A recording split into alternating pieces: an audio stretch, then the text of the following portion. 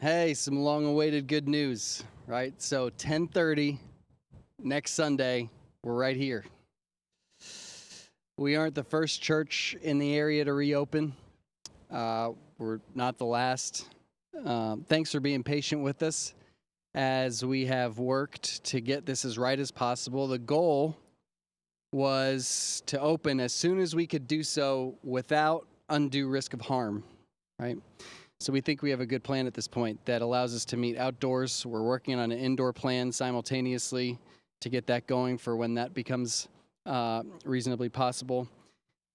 The virus is still real. I want to remind us that, as the southern states are reminding us right now. We're not in phase 4 here in Illinois because the virus is over, right? We're in phase 4 because there are enough beds for us all in the hospital now, and because remaining closed is causing pain in other ways, as I shared in the sermon today. So we at the church are taking this seriously, and we're asking that you join us in doing the same as we regather again. We're going to expect everyone to follow guidelines, and we're going to enforce those guidelines, not because we're afraid, but because we love each other, right?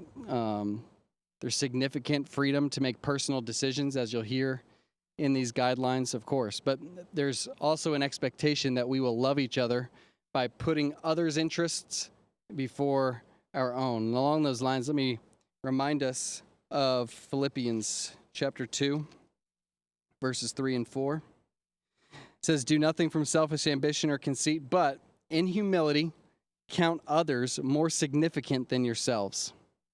Let each of you look not only to his own interests, but also to the interests of others." What does that mean for our reopening? It means that if I'm young and healthy, I might not be worried about the virus.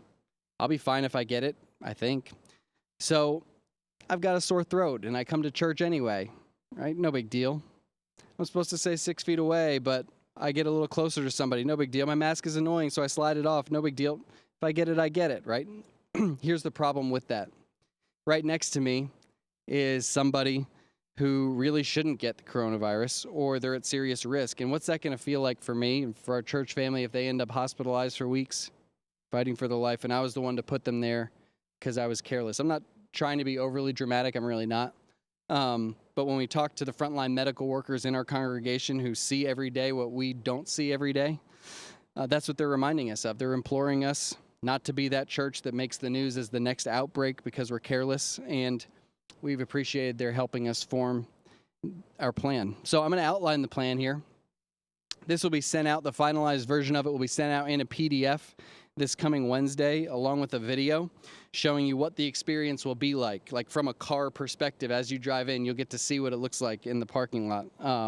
So make note of your questions as I'm sharing these guidelines now, and if I haven't answered those questions by the end, you'll have a chance to text them in, and I'll respond. The overview of what we're doing is that it's an outdoor drive-in service, right? So starting next week, you'll have 3 different ways, actually, that you can access the service. 1, you can drive your car here and stay in your car in the parking lot and tune in via FM radio.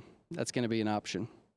2, you can drive here, park your car, get out of your car and sit in a lawn chair that you bring, and in a socially distanced way, listen to the service on speakers that are in the parking lot. And your 3rd option is you can stay home and watch via live stream. That will continue to be an option in the future. For the foreseeable future, we will keep saying this time and time again. You get sick of hearing it, but nobody should feel pressure to attend church in person. If you're part of a vulnerable population, or if you're uncomfortable in any way attending, we are committed to continuing to provide a live stream option so that you can continue to join us remotely. That's why we did it from church today, to test that out and make sure we had the capability to pull it off. That said, if you do want to attend, here's the step-by-step plan, okay? So the first thing we're going to ask you to do is to register at the North Sub website. On Wednesday, when that email comes out, a registration link will open up, and we're going to ask people to register starting each Wednesday for the upcoming Sunday service. That registration will close Saturday night, or when we get at capacity. Now, we're determining what capacity is going to be in our parking lot, and there may come a point at which we can't accept any more cars. So we highly encourage you to register as soon as you can. Once that registration opens, on Wednesday, so we make sure we don't exceed capacity. If you don't know how to do it on the internet or don't want to do it on the internet, just call the church office, and they'll get you registered by phone. So you've registered now for service so that we know you're coming. Second, you come here. So the parking lot will be opened up for cars starting at 10:10 a.m., so 20 minutes in advance of service. And we do ask that not everybody shows up at 10:29. It'd be hard to get everybody parked and situated. If you're able, if you're an early arriving family like our family, no, just kidding, we're not. But if you can get it together and get here at 10:10, that'd be awesome. We can get you parked or get you started, and so we can kind of stagger the arrival of cars to minimize traffic backing up onto Lake Cook and to make sure we get everything situated the way it needs to be. So when you drive in, and again, there'll be a video that'll walk you through all this, but you'll stop in the back corner of the parking lot at first. Next week is the first Sunday of the month, which means we're going to do communion. You're going to pick up there your communion elements. We have them individually packaged to just yours that nobody will have ever touched that except you. And you'll pick that up at a table back there just while staying in your car. And then there will be somebody directing you to an usher who will direct you to where you park your car. Big cars will be put in certain places. People who are getting out of their cars will park in certain places and then pull their lawn chair up. People who are staying in their cars, we'll direct you. You don't have to worry about all that. But you'll be directed there by parking attendants. Please do park where they ask you to park. If you have a larger vehicle, you probably will be in your back. And then in the back, and then you can either stay in your car and listen on the FM radio, and you can leave your car on if it's hot to get the AC, keep the AC running, or sit outside your vehicle in a lawn chair, socially distanced. You can be with your family in a cluster, but then you have to be 6 feet apart from the next closest people. And you can listen there. We do have a couple speakers out here in the parking lot. Not loud enough that it would disturb the neighbors, but loud enough that you can probably hear from anywhere in the parking lot. Face masks are going to be recommended but not required if you're sitting in lawn chairs, and that's because we're outside. It's one of the great benefits of getting to do it outside. If we were inside, we'd need to be wearing face masks, but they will be recommended but not required if you're sitting outside your vehicle. If you have to go to the restroom, or a kid in your family needs to go to the restroom, the restrooms will be available for use. We will require you put on a face mask upon coming to church, so do bring your face mask in case you have to go to the restroom. We've got all sorts of hygiene instructions you'll be walked through. Those will need to be followed. Only one family unit will be allowed in the restroom at a time, and then once that family leaves, we'll completely disinfect it. And you will not be able to access any other areas inside the church besides that restroom. We're going to ask, out of respect to neighbors, that we all refrain from honking, making loud noises. I know you're going to get real fired up during my sermon next week, and you're going to want, with everything in you, to honk on the horn. Don't do it. We are going to love our neighbors, literally our neighbors, by respecting them, by keeping the noise at a manageable level. Set your radio to a reasonable level. Please don't bring large portable speakers from home, or else we're going to have sound coming in at all different speeds and delay levels. As for giving, we're going to continue urging you to give your tithes and offerings online if you can. However, offering boxes will be available here if upon departure from the parking lot, you can kind of drop things in so that there don't need to be an exchanging of hands there. At the end of service, parking attendants will assist you and tell you how to leave. So plan to stay till the end. It will be a shorter service. We're just going to start out just doing 3 songs and a couple scriptures and then a shorter sermon. I'm going to try to tailor my sermon to kids. So if you're on the fence about bringing your kids or not and you want to give it a try, I am going to try to revamp my sermon to make it more kid-friendly so that you can do that. But after that short service, we'll escort you out in an orderly fashion. Weather is something to consider, obviously, as we're outside. So early, maybe 6 or 7 a.m. each Sunday morning, we're going to make the call about whether we're going to do our service outside or whether we're going to move all our stuff into the gym. If we move it in the gym, there's no point in driving here, obviously. So we will blast you with Facebook, Twitter, email, everything we can say to let you know, hey, we're going to be inside this week. Don't bother coming and driving up. So you're going to want to check every Sunday morning to make sure, because if there's lightning in the forecast at 10:30, even if it looks beautiful at 9, we're going to call it and move it inside, and we'll have to go back to the live stream format and ask you to stay home. So do get in the habit of checking the website and Facebook page for that. We'll live stream no matter what. We're planning on doing that for the foreseeable future, just so you know, maybe even for years to come, because there may be vulnerable people who happen to be sick at a given moment. We don't want anybody to have to miss out on joining us in some way, shape, or form for service. It's a lot I just threw at you. Ready now for questions. If you text them in, 224-300-0240, what questions do you have that weren't answered there? Again, 224-300-0240. Text in your questions, and I will either answer them or forward your text to Ed Marr so that he can text me an answer that I can then relate back to you if I don't know the answer. We are thinking, just so you know, outdoor now, indoor later. So probably at least a few weeks outdoors before we go inside. We hope we never have to go back to virtual only, but if we never know, if there's a bad weather week, then that's what it is. And if Illinois goes back to phase 2 or something, then we maybe have to go back to virtual only. None of us actually knows what the future holds, but we want to move toward this here as we can. Let's see if we have any questions coming through. 224-300-0240. While we're waiting for questions to come in, I want to thank once again the team of volunteers. Incredible team, guys. I can't tell you how amazing it is to get to work with a team like this. People who all hours of the day and night are here figuring out camera, figuring out audio, figuring out parking configurations, figuring out how to build a stage, figuring out how to run wires out here, figuring out how to upgrade our internet. The number of people involved and the number of hours that have gone into this, and I only was able to share a few of their names during the sermon, but it's incredible. The CRAT team meeting week after week and deliberating on all this, doing the research for what's going on out there, what's happening with churches that have had outbreaks, what have they done wrong, or how can we avoid that? What are other churches in the area doing or not doing? And they've put us in a great position. Somebody said I missed the beginning. What is the radio frequency? I actually forgot to say it. We're leaning toward 104.5. We'll tell you from here, but that seems like it's been really reliable for us so far. So if you want to make a preset in your car this week, 104.5 to get yourself ready, that is the frequency we're going to be using. Great question. What if you bike to church one Sunday?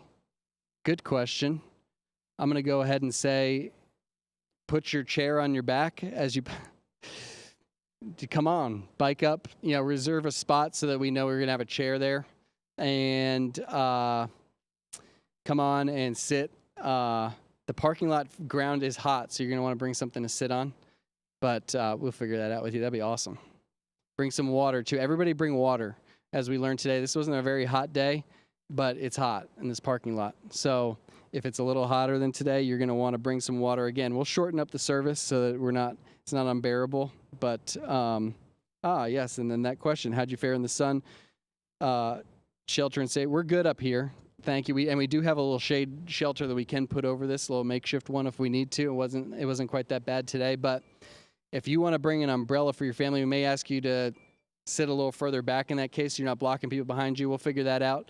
But do bring an umbrella if you want shade for your family, or you may have to stay in your car with the AC. Don't take any risks, right? Bring plenty of water and an umbrella if you'd like it. Okay, we've got one coming in the YouTube chat. Early prayer group. How to get in touch. That group that prays at 9:30. 9:45. Lynn Murray will contact you, or somebody involved in that prayer team. You guys will discuss and figure out how to do that, and then we'll communicate it to the church on Thursday in this week's highlights. That's a great question. Great questions. Love these. We won't do that prayer group in person probably, but we'll let you know on Thursday. Great question. Other questions? Send them in. Otherwise, we'll wrap this thing up and look forward to next Thursday. What's that, Josh? The lawn, here's what we don't want to happen. I'm thinking about bringing our kids. That'd be great to let them run around on the lawn. The problem is somebody else is going to do that. Somebody else is going to do it. It's hard to keep kids socially distanced from each other, and we have to do that. We can't have kids playing with each other. So you bring your kids, keep them in the car, or if you let them out, they got to stay with you and your family, and they can't be running around touching people and everything like that, as much as we'd love to let them run around. So the lawn will be available. It'll be a little further, be a little bit harder to hear, but you might want to bring if you bring a little radio receiver for yourself and headphones, you can do that if you want. You can be there, but just know it's not going to be a place for people to be able to run around and be close to one another. What if we need to leave service early? You probably are going to want to, and tell me if you guys, I got my parking lot people here, so tell me if I'm wrong on this. Probably you're going to want to come right before 10:30 and be one of the last ones in. Let the parking attendants know that, and we'll park you close to the exit so that we can get you out. Does that work, or do they need to stay home if they have to leave early? Okay, we're good. So do that. Don't come early if you're going to leave early. Come right before it starts so that we get you close to the exit. And that's that. Here's another one. Would be acceptable to park my car in the lower lot behind Cadwell's Corners, bring a chair to the parking lot, and attend service this way. We don't have permission from Cadwell Corners for this quite yet, so I don't want to give a yes on that. I actually did get a text from the owner of the Chick-fil-A across the street, and he said, hey, use ours on Sunday morning if you have overflow. So you can, if you want to venture across Lake Cook Road, make sure don't try to cross in the middle of the street, go to the light. But if you do want to park at Chick-fil-A, walk a chair across the street. It's a long walk, so get here early. We should be okay with cars, I think, but yeah, no Cadwell Corners yet, unless we send something out in the highlights saying that you can. But Chick-fil-A is an option. Good question. Front lot, we can also do. Yes, we do have some options there. What do you anticipate being attendance capacity? Don't know that. We're doing. There's some serious calculus being done. I gotta tell you, with Josh Ramisic, Keith Nilsson, just the math and the diagrams and the stuff that's being done right now, it would boggle your mind to see all the different configurations. We're gonna optimize it the best we can, and by Wednesday when we send out the instructional video, we'll have a better idea of that. It's a big lot, and actually, side to side, we can hear pretty well in these speakers we tested today, and certainly from your car, you can hear anywhere. You hear in the front, park in the front and hear. So I think we should be okay. Anything for kids to do besides me tailoring my sermon a little bit that way? I think that table, when you come in, there was some talk about possibly giving something for the kids so that they can play with in the car or color with that goes along with the sermon. That'll all be at the table when you first come in the table. This week we'll have communion next week, but normally there won't be any communion, and it'll be kids stuff there at that table. How do we register that we're coming? Those instructions will be sent out Wednesday. There'll just be a link, and you just click the link, fill out your info, and then you'll be signed up. And that'll be Wednesday of each week that you can register. So between Wednesday and Saturday each week. And Jane just texted me, yes, kids, there'll be bags for kids each week. So confirmation there. Anything else? Last chance for now, but of course, you think of a question later today, tomorrow, just shoot it to the church office, and we will include it on Wednesday in those instructions we come out. All those questions that you guys texted in, we'll factor that in as we finalize the PDF that's getting sent out Wednesday, so that you have all those instructions. Listen, we know some of you would have preferred to gather sooner. Get that. Some still won't be comfortable coming. Despite these steps we've taken, we get that too. So many churches are dividing over this in big and small ways, right? I'm grateful, I've been grateful for how our congregation has subordinated our own desires for the sake of the unity of the body, and I really think this is what it's supposed to look like, right? People who favor a more aggressive reopening plan, people who favor a more cautious reopening plan, all united under what really matters, which is our common heritage in Christ. So thanks for your grace for us. Thanks for your patience for us. This plan isn't perfect, but thanks for bearing with us as we try to get it as good as possible. Somebody asked, do we need to bring our own bread and juice for communion? No, we'll have individually wrapped ones there, but they are not gluten-free. So if you need a gluten-free option, you do need to bring your own bread. So important. I'm glad that question came up. I couldn't find gluten-free prepackaged communion wafers yet.